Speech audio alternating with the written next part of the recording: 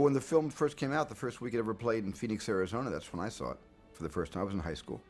And I couldn't really comprehend the enormity of the experience, so I wasn't really able to digest it in one sitting. I actually walked out of the theater stunned and speechless and didn't quite understand the impact that film had had on me until months later. I'm talking about months later, because I didn't see it 2 times in the 1 week. I saw it one time and it just pulverized me. I went out and bought the Maurice Jarre soundtrack. And for the next couple of months, I played the score over and over and over again. They had a sort of a little production book inside the soundtrack album. I just devoured each picture, wanting to understand how that film was made. It was a miracle, that picture. What is it, Major Lawrence, that attracts you personally to the desert? It's clean. Phoenix, Arizona is a desert community, and I was raised in the desert, and so I had an affinity for Lawrence's love of the desert and understood his obsession with how clean the desert was. And that's what I always thought, that the desert was cleaner than the city and the neighborhoods, that nature just swept all the debris out of the desert and kept it pristine every moment. And it was that moment of Lawrence and nature sort of at one with each other that I really could relate to on that very natural level. Oh, thanks, Dryden. This is going to be fun. Lawrence, only 2 kinds of creature get fun in the desert: Bedouins and gods, and you're neither. Take it from me. For ordinary men, it's a burning, fiery furnace. No, Dryden. It's going to be fun. On a purely tactile and visual level, it was just the transitions. The transition that blew me away was when he blew out the match and it became the sunrise over the desert. I mean, moments like that, which I couldn't articulate then, still subconsciously aroused my curiosity about, well, how do they get those moments? How do those shots happen? Do they have to actually get up in the morning at 4 o'clock and wait for the sun to rise? I guess they actually did. David Lean was that kind of a poet, novelist, filmmaker, naturalist. Mr. Bentley, you must know as much about Colonel Lawrence as anybody does. Yes, it was my privilege to know him and to make him known to the world. He was a poet, a scholar, and a mighty warrior. Thank you. He was also the most shameless exhibitionist since Barnum and Bailey. The T.E. Lawrence story, which was important in other countries, was rather obscure here. So I don't think there were a lot of critics that were so politically correct to attack David Lean and the picture for historical and personal inaccuracies. But it was a whole different time in the 60s. Today, it probably would be attacked by individual journalists and writers who also would like to set the record straight, tell people the way it really was, and make a name for themselves. And I think probably the film wouldn't have ducked the bullet today the way it did then. I think it all depends on what history you're playing with. Are you playing with obscure history, history that most, certainly Americans, know nothing about? Or are you dealing with the kind of history that's taught every day in schools?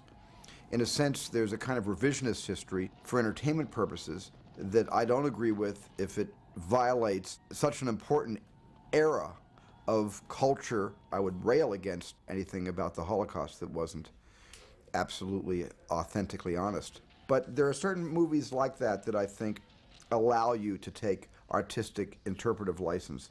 When you have a character who is such a character, I mean, he's so bigger than life, and I just don't quite think that film would have been as romantically poetic had it been just a chronology of the actual life of T.E. Lawrence. To be great again, it seems that we need the English or what no man can provide, Mr. Lawrence. We need a miracle. When I first met David Lean, it was sort of, for me, it was meeting my guru. I mean, somebody who I had worshipped and studied and dreamt of meeting someday.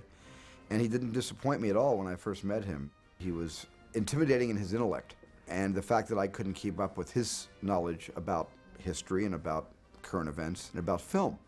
And yet I also understood that there were directors and filmmakers who he admired and loved. In return, I realized that there is a kind of pecking order, that David Lean was inspired, and he inspired a whole generation of filmmakers, and some of us inspire other young film students who want to become professional directors and writers and actors and actresses, and that's all really important, and I really understood that from him, and we sort of talked that same language. But then we got down to talking about things like, well, how'd you get the footprints out of the sand for take 2? Because I saw those camels were walking for 3/4 of a mile, and then what about take two? And then he would explain to me why the film took something like 285 actual shooting days to finish. And you understood why sometimes David was only getting one shot a day. I was involved in the restoration of Lawrence, and I remember the honor of sitting next to David the first time we showed him his own film.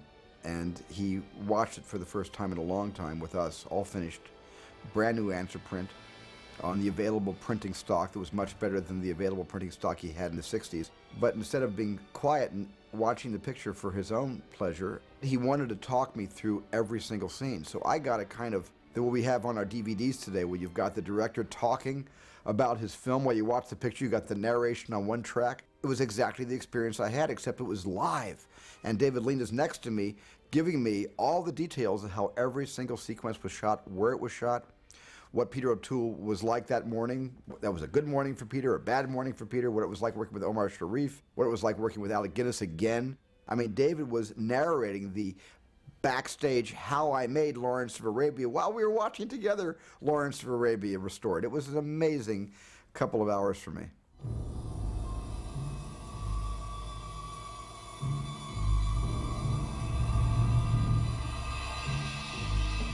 I'm going to just be boring like everybody else and not be original and just say that I think the Mirage sequence is still the greatest miracle I've seen on film.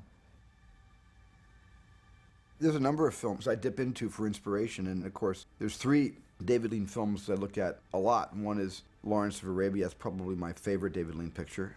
My second favorite is Bridge on the River Kwai. And then I know it was sort of panned by the critics, but when I saw Dr. Zhivago, I thought it was a masterpiece.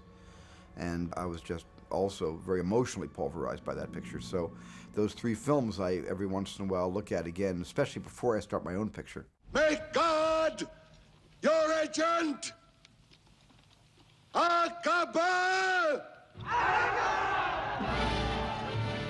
Here's what happened today. They could make Lawrence of Arabia today digitally by combining digital effects with live action effects. But in a sense, that's like going to Victoria Falls, and instead of taking the National Geographic Hasselblads to photograph the falls, you say, you know, we don't have to send a photographer to Victoria Falls. Let's digitize Victoria Falls. They'll never tell the difference. Well, people can tell the difference. They know a real wave from a digital wave, a real twister from a digital twister.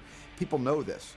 And I think that Lawrence today would probably cost about $285 million to make in today's money.